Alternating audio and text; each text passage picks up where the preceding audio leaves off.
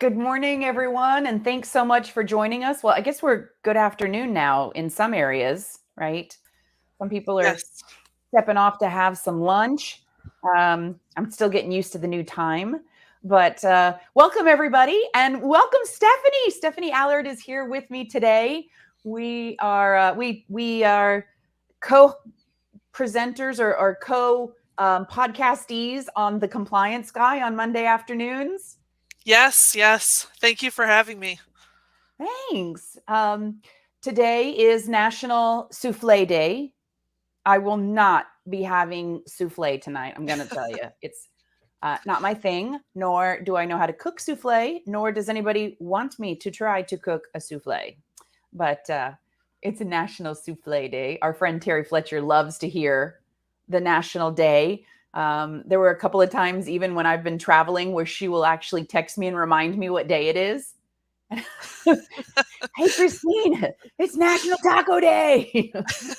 See, I can get behind Taco Day, not Right? Souffle Day. Exactly.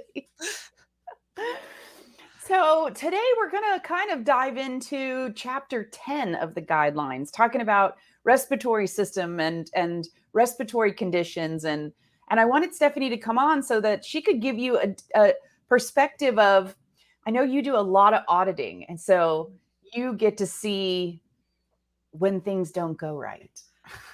Yes, yeah. And you know what? My mind has just kind of been working through and processing all of this after you let me know, what chapter we're going to be working in. Um, one of the things that I go to, and probably because of my auditing and everything like that, I just go right into all of these deep spaces. But when we think about ICD 10, the issues that we typically have really stem from the EMR system. Mm-hmm. So, as I was reading through chapter 10, just to remind myself of all the nuances yesterday, I just was thinking to myself, you know what, there's a lot of detail in this chapter, but when do we actually see that information displayed in a note?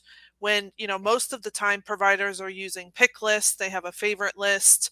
It can be difficult to navigate a search function in an EMR, and I usually do not see that level of specificity.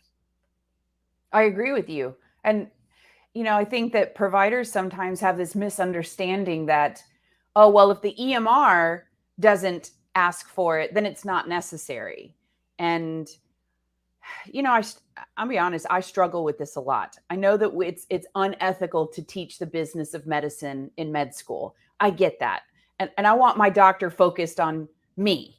I don't want my doctor focused on the details of getting paid. Of course, I need him to get paid so that he can keep the door open so that I can come back to him. It's a struggle there because they don't understand what's required from that payment perspective. They're simply have that blind faith in the EMR system that nothing against EMRs, mind you, but it's a tool. Yeah. Yeah.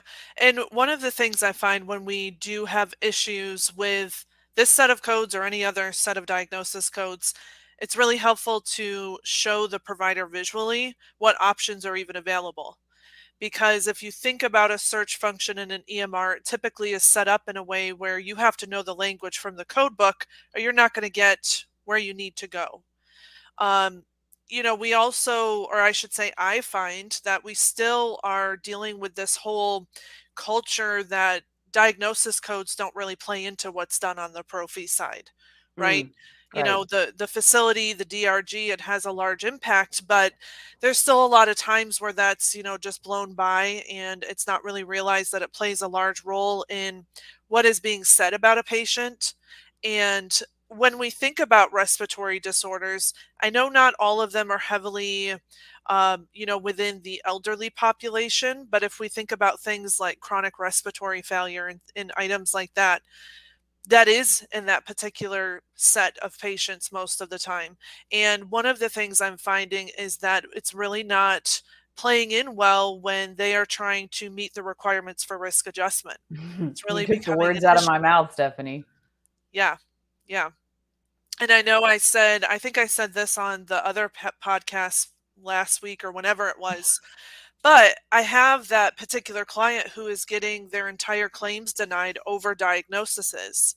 So if something's unspecified, or if it's, a situation where things are not maybe sequenced properly, or it's a secondary diagnosis and they haven't given the primary, that's kicking an entire claim back, stopping reimbursement, making AR that much worse. And it's all coming down now to ICD-10, which I haven't seen it at this level in the past. I couldn't agree with you more. Um, just a couple of things come to mind when we're talking. So recently, I did a deep dive into the OIG's work plan for Medicare Advantage plans, because in the last 3 years, they've completed OIG's completed 13 audits of Medicare Advantage plans, and they were looking for coding errors because, again, for risk adjustment, diagnosis is directly related to payment. And across the board, all 13 of these Medicare Advantage payers, one of the big things was respiratory failure. And I kind of make a joke about this, and I shared this with you before. I made a joke that in an office setting, how many times does a patient schedule acute respiratory failure? So, hey, I'm calling to make an appointment. I think that in 3, maybe 4 weeks, I'm going to have an acute respiratory failure. So I kind of like to be there in the office when I have it, right? Yeah. Yeah. And that's not the case, really. Yes. I would Yeah. have a problem if my doctor discharged me from the hospital in acute respiratory failure. Yes. Yeah. Yeah. And that's one thing I was going to say, to piggyback on that. A lot of times when we see issues with the use of that particular set of codes, it is more so stemming from a hospital stay. And, we also have to think about the fact that when we're working with our providers on this side, we still have the whole facility that depends on the documentation of our providers. So if they're not aware of sequencing, if they're not aware of the Right. different specifics, that can have direct impacts on DRG. Obviously, hospitals typically will employ CDI and some other positions to help with that. But, if you have a provider who sees patients occasionally in the hospital, it's not their main setting, then this can be an issue when this Mm-hmm. comes up. And I think that's another thing you said that's awesome, Stephanie. When we do have providers that go to the hospital and they're hounded by CDI and they're hounded by the coding department, medical record department, I think they need to remember that whatever they're being hounded for in the hospital setting, maybe they should be going back to the office and talking to their internal, maybe pro fee or risk based coders and billers and saying, this person over here in the hospital said that I wasn't documenting this correctly. Do you see that too? Like, that would be wouldn't that be awesome? Yes, yeah. And the other thing that comes to mind is when you have the whole process of providers piggybacking off of each other where they're, selecting admission diagnoses and using them all the way through. So, if maybe they call in pulmonary for a consult, they're going to expect them to get it right so that they can use that and bring it Yeah. forward. There's a lot of variations there, but even sometimes in specialty, they're more aware of what the different clinical conditions are, the specificity of that. But depending on the background, depending on the departments they have, depending on the support, the resources, it doesn't mean that a specialist automatically is going to be more specific. And sometimes I find the opposite. They may give us one Yeah. specific primary diagnosis, and then that's enough to get a claim out the door, so there's no secondaries. I totally agree with you. I totally agree with you. I see that a lot. And um, I still go back. I think we talked about this on one of the other podcasts too. I go back to the GEMS mapping. And I think, we are 8 years now post ICD-10. Why are we still looking at GEMS? There's Yeah. 80,000 diagnosed CM codes, not even talking PCS, but there's 80,000 CM codes where we left ICD-9 with 17,000. That's a huge difference. That in itself should impress a provider that, the unspecified diagnosis is the exception, not the rule. Right. Right. And, I remember years ago when we initially were dealing with those mappings and talking with providers about the issues and documentation, and it all comes down to the mappings, and they've got that Mm-hmm. particular setting turned on. Um, they, oh, they Did I still lose there? you? I just had Yeah, my we're still entire here. computer cut out. Oh, Okay. don't you I don't love know if I'm back. technology? You're back. You're good. We got you, Okay. Stephanie. I had complete two black screens. That was a little weird. Um, but with the mappings, we'd have issues, and I go back to the provider and then go to the practice admin and find out, oh, well, it was easier to put it in this other language for them. But then you look at the mappings, and whoever in the IT space decided the wording of the mappings, it didn't even link directly to ICD-10 code descriptions. So there really have been a lot of ongoing issues there too.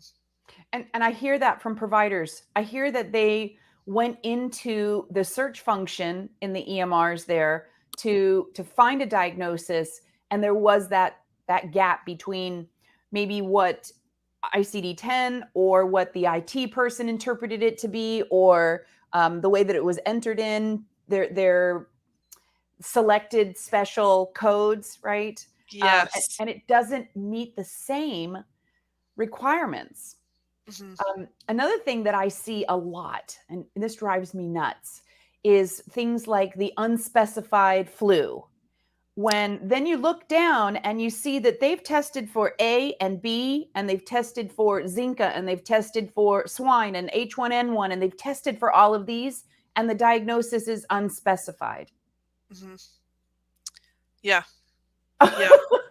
And you know what? I get asked a lot about, what is the responsibility after the fact? You have the base documentation that supports something more specific, but then the way that the EMR system works, they're selecting a code and it's dropping in a code description. So, we do have conversations that we deal with back and forth as to, how strict is the practice going to be as far as making a provider go back and select a different code, which is an Mhm. entire addendum process. Right. From my perspective, at least the documentation that I'm looking to anyways, I'm Mhm. never going to code just off of the fact that they've selected a code and the Right. default language went in. So at least we have the specifics that are needed further than that. But, I think that's an added burden that some people do take on to fully correct and reflect the other diagnosis in that note. Same with an Absolutely. exacerbation. That's Right. another problem with COPD, asthma, whichever that may be. We can see active respiratory complaints, but they never take the leap to say, yeah, they're exacerbated. And we need that because the guidelines even specifically give that definition of exacerbation to Mhm. support the use of that term in the code. So, Yeah. it's we need that feedback from those providers there, and providers have got to stop assuming that, and please, I say this respectfully to all providers out there, because I really am an advocate for you all, but you've got to stop relying on what somebody told you that you should be reporting, or what everybody else you think reports, or worse, anybody who reads this note, any provider that reads this note would know what I'm talking about. Hmm. Please remember that there are a very few amount of people that go through 8, 10, 12 years of med school to process insurance claims. Yes. That doesn't happen. And Yeah. so you're really dealing with administrative people who are following the guidelines. So work with us here. Yeah. And that's one thing too, I try to simplify. If I find a particular area, like I was saying before, showing them the code options, it can be overwhelming if we're going back and saying, hey, this stuff isn't right. It's not specific enough. This is one more thing that you have to do. So from a coder or auditor or educator standpoint, we need to realize that we can't just keep inundating with information. We need to be a part of the solution as well. And sometimes that involves conversations with IT departments or Mhm. developers and talking about workflow, talking about a pick list that's open. We do know that, providers are in the habit of copying their previous notes and bringing them forward. I So think sometimes, Ken said go that ahead. earlier. Yeah. Yeah, so Mhm. you continually get the wrong information day to day. So, that's something where we need to educate on compliance, copy and bringing forward, copy and paste. But maybe that's a part of the solution. We have to do this one time to get it into your pick list or to what you're bringing forward if it's your own note. Right. But yeah, there's a lot of things that play into each of the different areas with Well, coding. I also in the office setting where we utilize medical assistants or nurses in the office to assist in collecting data, I've been going back to a lot of practices recently and saying, maybe if we invest our time there with the initial person who makes that interaction, maybe they can assist in painting the picture a little bit better for the provider, so that they can come in and say, the patient presents today with coughing, sneezing for 3 days. It's productive. They've tried this. Not that, again, I know that the rules have changed for how we select a level of service for payment, but we didn't change what's good medicine. And most of the providers that I talk to, they'll tell you, of course, I need to know how long they've had these symptoms, or what did it start and how did it progress, or what they've tried at home. Did they try steam in the shower to open up the lungs? What have they been trying to see how bad this is? My husband doesn't go to the doctor ever. And by the time he shows up, the crackles, the rails, the ronks, it's horrible. But to know how long this has been going on to get to this, if it's been 2 days, it might be something acute. If it's been going on for 2, 3, 4 months, this might be bad, right? Yeah. So, what the medical assistants bring into the record, I think we spend some time with them explaining that importance, then that might even help providers or help coders know how to properly query, Mhm. because that information is there to pick off of. Yeah. Yeah, I agree. And, it's one of those things too where when you think about, again, the different process, I have had situations where I'll meet with the provider and then they'll say, well, I have a scribe or I have an MA. And it's like, I've been thinking about that more and more when I set up education sessions with providers. If there's a scribe, well, guess what? That scribe should probably be coming in with you. You are ultimately, as the provider, responsible for what's going into your documentation, but that may save you some time if they're hearing the same thing that the provider's hearing at the time of the feedback from an audit. And just workflow in general. A lot of times Agreed. I have met with MAs or nurses and they feel like it's not their responsibility. And there's only so much we can do from an education standpoint, especially because we're coming externally in to Right. help them with that. I can't force anybody's hand, so it needs to be a larger conversation, typically with practice administrators, the provider they're working with, to really figure out, who really needs to be doing what as a part of that. That's why I think it's important that we have clinical liaisons from the ancillary clinical side and the professional clinical side in your compliance meetings when you're talking about what are you going to be reviewing, what are the goals for improvement, what are the results of an internal or even an external audit, what's going on, so that we have that full picture from all different perspectives. hmm Yeah, and I had an interesting situation where one of the clients had, I'm not going to name it, but it's an EMR system that has smart functions built in. So it's Hmm. supposed to automate a lot of the calculation of an E&M service. So one of the things that I found is that, obviously specificity can be an issue sometimes, but the way that everything comes together from each portion of the note is how it's impacting the system's ability to choose presenting problems.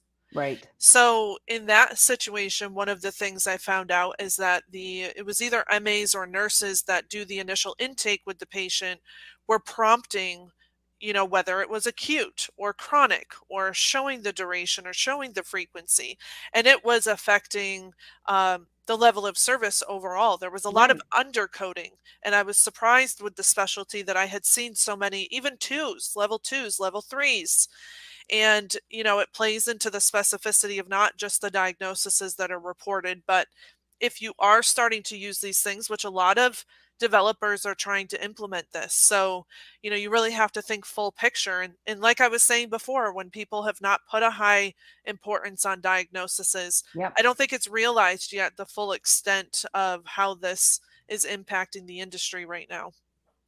My knee jerk reaction when you said that was I was thinking of infectious disease, and I Mhm. was thinking of the software that takes acute signs and symptoms and gives it the problem complexity of maybe an acute uncomplicated. But if we're talking about an infectious disease, tuberculosis, we're talking about something major, whether it be an HIV related pneumocystic carini pneumonia, right? That's not going to be a low problem complexity. They're already at infectious disease. But like you said, if it's coming in as that acute and it's triggering the system to think of it as uncomplicated, Mhm. then it will downcode a 212, a 213 for a provider. And imagine the loss of revenue because you're relying on the software to make those Right. decisions for you. Yeah. That's another way to look at that in a more profound impact. hmm Yeah. And, going back to the risk adjustment side of things, it depends on the organization, but we're finding more and more clients who are part of an ACO Mm, organization, the accountable care organizations, where there's money attached to the way that risk adjustment is done. The Medicare Advantage plans, even outside of the extreme denials like I'm seeing, there's still that focus on them where I've seen it was interesting. I had a project where I went around with an ACO years ago. Scott Kraft and I actually double teamed this one, but we went in the DC area for weeks. We, would switch weeks on and off, and we went into all of these small practices to educate. And it was really eye opening to me to see what an ACO was looking for from a quality perspective. And one thing that I was probably naively shocked by, mhm. but it was interesting to see that the providers with some of the large payers, their scores that are displayed for them as a provider on a website were tied into things like quality measures and risk Right. adjustment and specificity of their diagnoses. So, there's things happening in the background with the data that doesn't have an immediate financial impact, but, the payers are using this in a different way. Absolutely. Absolutely. And I just had this talk yesterday about those performance measures and how they impact the Medicare Advantage plans. Or even if we get outside of that and we go MIPS, there's some performance measures there. And some of those are tied to specific diagnosis and how we care for that diagnosis. hmm So I Yeah. kind of wanted to point out one thing that I see on the risk side when we talk about pneumonia and ventilator associated pneumonias. And the guideline is really clear that it has to be documented that that the pneumonia is due to the respirator or the ventilator, and not that someone is on a ventilator and has pneumonia or was put on a respirator because they have pneumonia. And I think that in itself could skew a risk value there. It could skew because that's one of the very few pneumonias that actually does have a risk adjustment value to it, as opposed to just your old unspecified pneumonia who doesn't risk adjust, Right. right? And Um, and it's funny you bring that up because I mhm. haven't even seen a provider be that specific before. So it's either community acquired or not when we're Right. talking pneumonia typically. But I've seen on a risk adjustment audit where they've specifically stated that ventilator pneumonia, Because let's be honest, sometimes the Medicare Advantage plans will provide them with a list Yeah. or a handbook or a guide and say that if this, then this. What's missing is the requirements from ICD-10 guidelines or the ASA or AHA's coding clinics or things like that that we really rely on for correct coding to be supported on that CDI level. And we get lost sometimes because of all of these guidances or recommendations that we get. Yeah. Yeah, and sometimes, when I see the opposite and they're being too specific and the rest of Mhm. the note doesn't match, sometimes that's stemming from conversations. And the risk adjustment process can be confusing. I talked to some providers who are like, well, I thought I was just doing what the ACO asked, or I thought I was doing what the Medicare Advantage plans told me I have to do. That's exactly what I hear over and over again. Hmm. I have to do this. I have to do this. And then, and I worry about risk adjustment because, of course, now the Medicare Advantage plans are going to have to start paying that money back.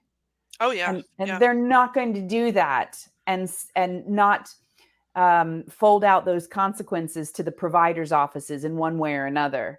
And whether we see it in 2024 or we see it in 2025, I really do believe that some of these practices that may have received skewed information, that they will start seeing decreased capitations. They'll see decreased bonus structures that are coming from those payers. They might even find a way to recoup some of the money or maybe find a way to slow down reimbursement to those payers by prepayment reviews or things of that nature. And I worry about what it's going to look like next year or the year after for those providers, especially if they don't immediately implement some education and change the way that they're documenting to support these diagnosis codes. Yeah. And it's funny you say that because the client I've been working with who has the high volume of ICD-10 only denials, Mm-hmm. the payers, there's two payers that I noticed were doing it right now, and they've both been in the news for owing millions of dollars back for risk adjustment. So, are they utilizing, I don't know the technology on their side, but clearly they're starting to utilize some smart tools here to help things from their side because it does impact them first. We don't need one of these to see what's coming down the pike. Okay, it's pretty clear what's coming down the pike. We just have to look a little further down the road, just to see what's coming at us. Mhm. Yeah. I think the last thing I want to wrap up with tonight, this afternoon, is the vaping related disorders. So they haven't heard a lot about it. Now, No. when vaping became popular, one of my kids started vaping. And I was like, whoa, this is weird. I don't know that this is a good thing for you to be doing. No, no, no, mom. You don't know. It's better than smoking. Well, neither one of them is great. And Yeah. I don't know what that's going to happen. And I made those little lungs inside of you that I'm hoping that you would cherish. And Yeah. I'm a little dramatic. I'm not going to lie. I lay it on pretty thick. So I am a Latin mom, and I do lay on the guilt just as I was by my mother and by her mother.